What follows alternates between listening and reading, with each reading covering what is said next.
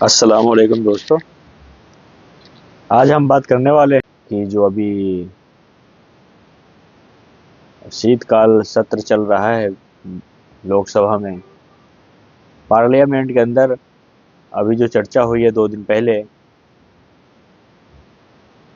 वंदे मातरम पर, तो उसमें असदुद्दीन ओवैसी जी ने काफ़ी कुछ बातें कही हैं और सरकार की खूब सारी आलोचना ही करी है उन्होंने। और आप देखेंगे कि जो है उन्होंने किस तरह से पक्ष रखा है अपना और इस्लाम का और मुसलमानों को मानने वालों का, कि हम मुसलमान अल्लाह के सिवा किसी और को माबूद नहीं मानते और न उनकी इबादत करते हैं और न उनको सजदा करेंगे, न उनकी जयकारा लगाएंगे। तो आइए हम असदुद्दीन साहब की तकरीर को सुनते हैं। उन्होंने बेहतरीन एग्जाम्पल दिए हैं, लेकिन क्या कहें, अल्लाह ताला ने मोहर लगा रखी है इनके दिलों पे, इनको समझ में नहीं आती है। तो हम सभी को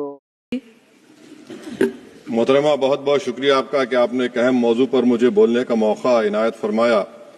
और बड़े अफसोस की बात है कि बड़ी धूमधाम से हुकूमत की तरफ से इस बात को रखा गया, मगर 30 से ज्यादा एमपी यहां पर मौजूद नहीं है। मैडम, पहले तो मैं वजीर आजम की इस बात की मजम्मत करता हूं और उनको बताना चाहूंगा कि जिना के बारे में उन्होंने जो कहा था, हम तो जिना के सख्त मुखालिफ है, इसलिए भारत को अपना वतन माने, मगर 42 में आपके प्यारे वीर और जिना की पार्टी ने नॉर्थ वेस्ट फ्रंटियर, सिंध और बंगाल में मिलकर हुकूमत चलाई और उस हुकूमत ने 1.5 लाख हिंदू और मुसलमानों को अंग्रेजों की फौज में शामिल कराया ताकि वो लड़े। तो किसी शायर ने अच्छा कहा था वजीर आजम के बारे में कि फरेब देकर जमाने को पारसा ना बनिए, इन्हें कहो कि वो बंदा बने खुदा ना बने, अमीर शहर यही चाहता या हजरत कि हमारी चीख गले में रहे सदा ना बने। दूसरी बात मैडम, हमारे वजीर दिफा जनाब राजनाथ सिंह साहब ने बड़ा ही अजीब व गरीब और तकलीफ दे बात कही उम्मुल मोमिनीन के बारे में और उम्मुल किताब के बारे में। उम्मुल मोमिनीन उनको कहते हैं जो हमारे प्रॉफिट मोहम्मद सल्लल्लाहु अलैहि वसल्लम की वाइफ हैं, वो हम तमाम मुसलमानों की मां, हम उनको तस्वुर करते हैं, मगर हम उनकी इबादत नहीं करते, हम अपनी मां की इबादत नहीं करते। उम्मुल किताब कुरान है, हम कुरान की इबादत नहीं करते, कुरान अल्लाह का भिजावा कलाम है। तो उसके बारे में भी शायर ने अच्छा कहा कि खबर नहीं जिन्हें अपने दीन और मजहब की, हमें वो दीन का मतलब सिखाने निकले हैं। अहम बात यह है कि मैडम, हमारे मुल्क का आइन का इस लफ्ज से आगाज होता है वी द पीपल। इसका आगाज भारत माता के नाम से नहीं होता है। हमारे संविधान का जो प्रियम्बल है वो क्या कहता है? Liberty of thought, expression, belief, faith and worship.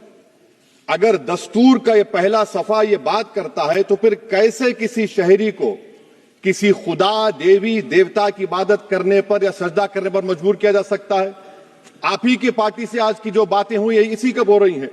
हमारे कॉन्स्टिट्यूंट असेंबली में मैडम एक मोहतरमा थी रोहिणी कुमार चौधरी ने एक तजवीज दी थी कि प्रियम्बल में किसी देवी के नाम से शुरू हो।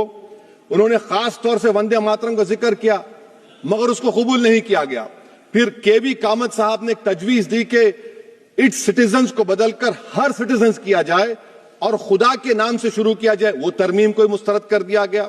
हमारे संविधान का उसूल यह है कि भारत क्या है, उसकी अवाम है, अवामी कानून की मुसन्निफ है, अवाम की मर्जी से सबसे बालातर है, अवामी हाकिम है। मुल्क किसी खुदा, देवी, देवता, मजहबी इलामत के नाम से नहीं चलता, ना मुल्क किसी एक मजहब की मिल्कियत है।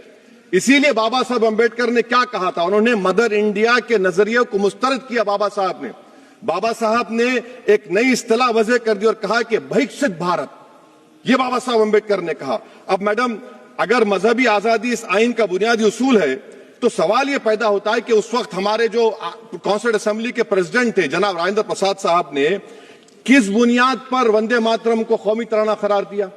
ना तो कोई सच रेजोल्यूशन है इसके बारे में। मैडम, मैं आपको बताना चाहूंगा कि जुडिशरी क्या कहती है। बीजू इमैनुअल केस है 1986 का, जिसमें जिहोवा विटनेस ने कहा कि मैं नेशनल एंथम के वक्त खड़े रहूंगी, पढ़ूंगी नहीं। सुप्रीम कोर्ट ने कहा कि उसने कोई गुनाह नहीं किया। वहीं एक 2017 का केस है अश्विनी उपाध्याय का केस सुप्रीम कोर्ट का, उन्हें कहा गाइडलाइंस दिए जाएं वंदे मातरम पर, सुप्रीम कोर्ट ने नहीं कह दिया।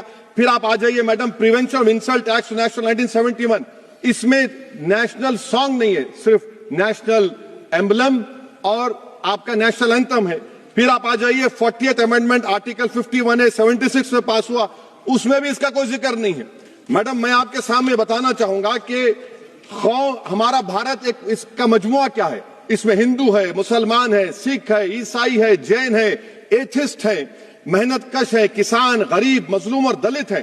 मगर अगर जो तकारीर आज हमने यहां पर सुनी और बाहर जो सुनते हैं, अगर भारत को देवी कहने और उसके आगे सजदा करने, तो दरअसल कौम परस्ती को, वतन से मोहब्बत को मजहब में तब्दील कर रहे और फिर यहां पर बोल रहे कि अगर भारत में रहना है तो वंदे मातरम गाना पड़ेगा। भाई, ये तो संविधान के खिलाफ है, सुप्रीम कोर्ट के जजमेंट के खिलाफ है।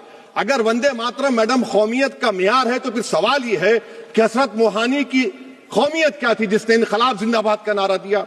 अगर यूसुफ मेहरली ने quit India Simon go back का नारा दिया तो उसकी कौमियत क्या थी? अगर हैदराबाद से मौलवी अलाउद्दीन जो मक्का मस्जिद का पहला मुजरिम है काला पानी में, और तूरेबाज खान जो मारकर लाश को लटका दिया गया था हैदराबाद में 8 दिन तक, उसकी कौमियत क्या थी? अगर इनायतुल्लाह काफी जो जिहाद का फतवा अंग्रेजों के खिलाफ दिया मुरादाबाद में, जब उनको 2 दिन में फांसी की सजा दी गई और जब फांसी की सजा के वो जा रहे हैं तो इनायतुल्लाह मौलाना काफी की जबान पर क्या था? वो रसूलुल्लाह हमारे प्रॉफिट की नात पढ़ रहे थे। क्या पढ़ रहे थे? कोई गुल बाकी रहेगा ना चमन रह जाएगा, पर रसूलुल्लाह का दीन हसन रह जाएगा। तो उनकी कौमियत क्या थी? माल्टा की जेल में महमूदुल हसन, हुसैन अहमद मदनी 6 महीने माल्टा की जेल की ग्राउंड में पड़े रहे, उनकी कौमियत क्या थी? अल्लामा फजल खैराबादी का वो सेल काला पानी का पुकार कर इनसे पूछ रहा है, जो वहीं पर मर गए, खबर वहां पर है, बताओ मेरी कौमियत क्या थी? मैडम, मैं एक मुसलमान हूं, मैं इस्लाम को मानने वाला बावकार इंसान हूं और मेरे मजहब की बुनियादी तालीम तौहीद है, ला इलाहा इल्लल्लाह, नहीं है कोई खुदा सिवा अल्लाह के। और कुरान में अल्लाह क्या बोल रहा? इय्याका नाबुदु इय्याका नस्तईन, तुम मेरी इबादत करो, मुझे मानो। मुझे कहां से मिल रहा? आर्टिकल 25 से मिल रहा है। मुझे कहां से मिल रहा है? Liberty of thought, expression, belief, faith and worship से मिल रहा है। तो इसको जोड़ना ये बहुत ही खतरनाक होगा। और हमारे प्रॉफेट मोहम्मद सल्लल्लाहु अलैहि वसल्लम जब मदीने को गए तो उन्होंने उस वतन के लिए दुआ की, कहा कि अल्लाह मदीने की मोहब्बत हमारे दिलों में और इजाफा कर दे, मक्के से ज्यादा कर दे। तो ये इस्लाम, मुसलमान होना, हमारे ईमान में मुल्क की मोहब्बत बीच में नहीं आती और मुल्क से मोहब्बत है और रहेगी हमेशा, क्योंकि ये अजीम कुर्बानियां यहां पर शामिल है जिन्होंने जंग आजादी में हिस्सा नहीं लिया। आज अगर वो वतन की मोहब्बत का दर्ज देंगे तो बड़ा गलत होगा। मैडम, मैं आपके सामने एक चीज पढ़ूंगा। 1937 रविंद्रनाथ टैगोर ने लेटर लिखा सुभाष चंद्र बोस को, मैं सिर्फ किसी ने नहीं पढ़ा ये। क्या कहा टैगोर साहब ने? But parliament is a place of union for all religious groups and there the song cannot be appropriate. When Bengali Muslims show sign of stubborn fanatism, we regard it intolerable. When we too copy them and make unreasonable demands, it will be self-defeating. ये मैं इसको ले करूंगा madam, आप देख लीजिए। फिर दूसरी तरफ मैडम आप आ जाइए, मैं यहाँ पर बैठकर, हाँ, जितने तकारीर यहाँ पर हुए सब जनगण मन पर तनकीद किए। तो मैडम मुझे ये कहना पड़ेगा कि जनगण मन पर आप लोग इतनी तकलीफ क्यों उठा रहे हैं?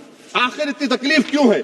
तो मैं जब जाकर देखा तो मुझे 28 दिसंबर का ऑर्गेनाइजर मैगजीन का आर्टिकल मिला, जिसमें ऑर्गेनाइजर लिखता है कि what is the moral sanction behind government choice of जनगण मना, accept that it can be made an item of entertainment at the sumptuous parties thrown by government officials। आप बताइए, इसका बोलेंगे आप? और फिर उसके कैन कैसा करते हैं? It will mean we can not love our motherhood. Madam please, it will mean that Vande Mataram is buried alive with the word Jangan Mana on the tombstone, for the tomb will also be of Jangan Mana of the will of the people। इस पर आप क्या बोलेंगे? Madam, मैं आपको ये बताना चाह रहा हूं कि वतन की मोहब्बत हमारे लिए बहुत अहम है, मगर ये बताइए हमको कि अभी मैडम यहां पर आनंद मठ के बारे में बहुत कुछ कहा गया। मैं सिर्फ 2 मिसालें आपको देता हूं। आनंद मठ के पेज नंबर 70 और 80 को पढ़ लीजिए। इसके बाद सनातन जहां मुसलमानों के घर पाते थे, इन्हें आग लगा देते थे। आप पेज नंबर 98 पढ़िए। हमें सिर्फ इन मुसलमानों को जड़ से खत्म करना है, क्योंकि खुदा के दुश्मन बन चुके हैं। फिर आप पेज नंबर 115-16 दीजिए। फिर मुख्तलिफ इलाकों में मुसलमानों को सदा देने के लिए भेजे जाते, जहां मुसलमान आबादी नजर आती जला दिया जाता। फिर आप देख लीजिए मैडम, सफे नंबर 120 पेज 120, बंकिम लिखते हैं कि सनातियों को मालूम नहीं था कि अंग्रेज हिंदुस्तान को निजात दिलाने वाले हैं।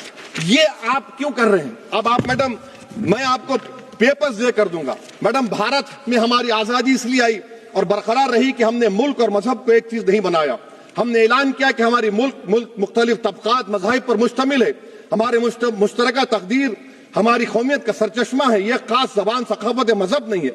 अगर वंदे मातरम का मतन कौम और मजहब को एक बना देता है, अगर हम इसे टेस्ट बनाते हैं वफादारी का, तो फिर मान लीजिए कि यह गांधी, अंबेडकर, टैगोर, बोस और लाखों आजादी के सिपाहियों की सोच को छोड़कर गोडसे की सोच की हिंदू कौमी परस्ताना, मैडम खत्म कर रहा हूं, हिंदू कौम परस्ताना को इख्तियार करेंगे।